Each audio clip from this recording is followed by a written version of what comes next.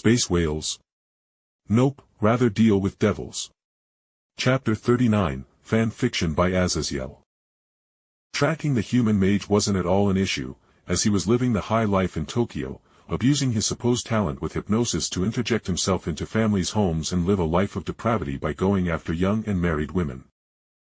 His magical signature is everywhere, Mommy said with her nose crinkling as the oppressive, almost rank feeling of the mage's magic was all over this neighborhood.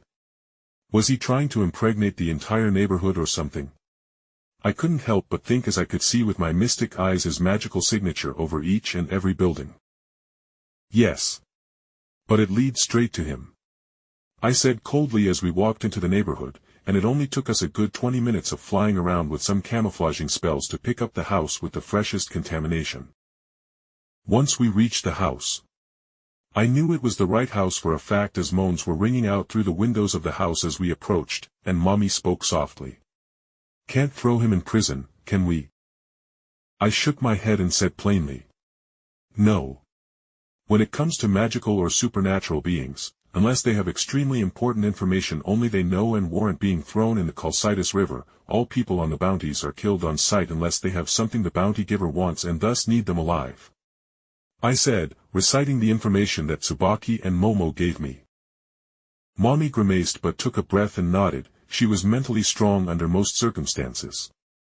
And being honest. This guy was complete scum, or a rabid animal, you couldn't really feel bad for dealing with. With Mommy's hang-ups about killing him dealt with, I used my Citri magic to snake a water construct under the door and up to unlock the door, and with the door open, the sounds of debauchery rang out ever so clearly. But with my face being stone, I walked into the house towards the sounds with Mommy following behind me, and as we entered the rather well-decorated living room, I saw our target lying on a couch with a dull-eyed mother sitting on his face and what looked like the daughter bouncing on his lap. I looked around the room to make sure the Mananangal wasn't also in the area, as the bounties made no mention of the precise connection they shared.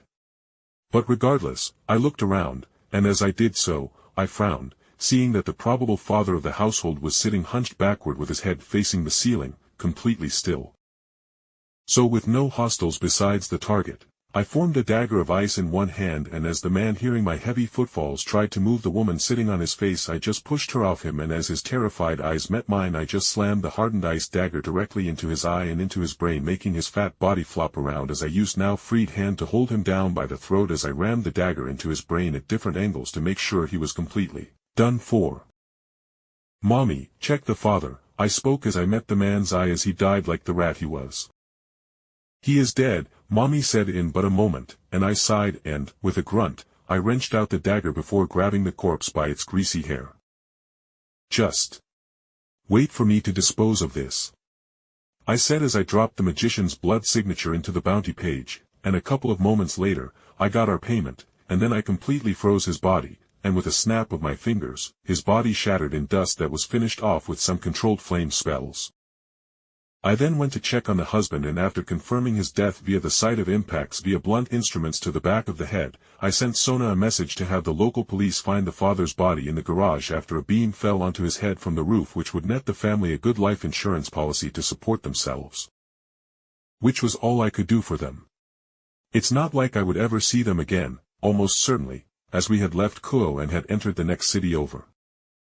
Now, where is the Mananangal?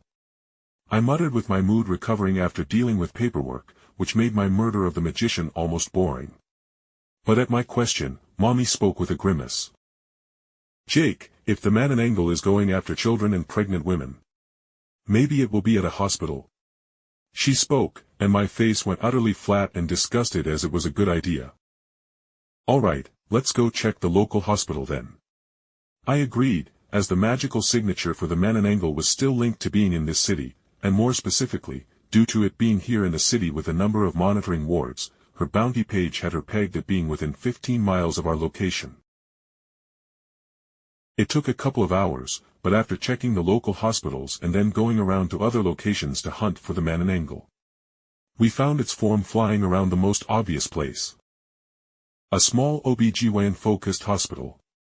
When we found it, Mommy seeing its disgusting rotting charcoal rugged skin with organs hanging out of its bottomless flying form, she didn't hesitate a moment in summoning one of her rifles, and with a sudden long banging noise, a fist-sized hole was blown through the vampiric monster's head, making the monster fall out of its nest that it had made in a venting system atop the hospital.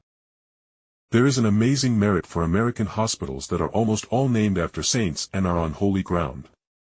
I thought with a grimace, as in the nest was a trio of smaller man-and-angle that we also disposed of quickly, and I also got the man-and-angle's bounty. "All right, let's go home," I said with a sigh at the day's events.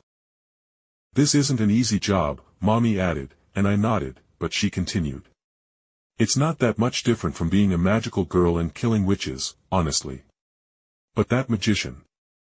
That cruelty he had was just wrong, finished." I didn't respond for a moment as I leaned against the roof of the hospital fencing and looked out into the city. But eventually, I spoke. "These bounties make normal humans safer, though, just like killing witches keeps the world itself safe. I am glad to have our help, though," I said with a smile, and my blonde magical girl held my arm in her own arms, pinning it against her chest. "Want to purge a vampire family that got uppity and is expanding to make a clan?" I asked, and Mommy got on her tiptoes to kiss my cheek, and I raised an eyebrow as she chuckled and danced backwards before jumping into the air to fly using her magic. "All right, let's get going, Jake. And remember, I want some ice cream after all this work," she said cheerfully as she flew towards our next target. If she wanted a date, all she had to do was ask. I thought with a gentle smile as I caught up with Mommy in the air, where we both hand in hand flew towards the edge of the city's industrial area, where the vampire family had been noted to have taken roots there.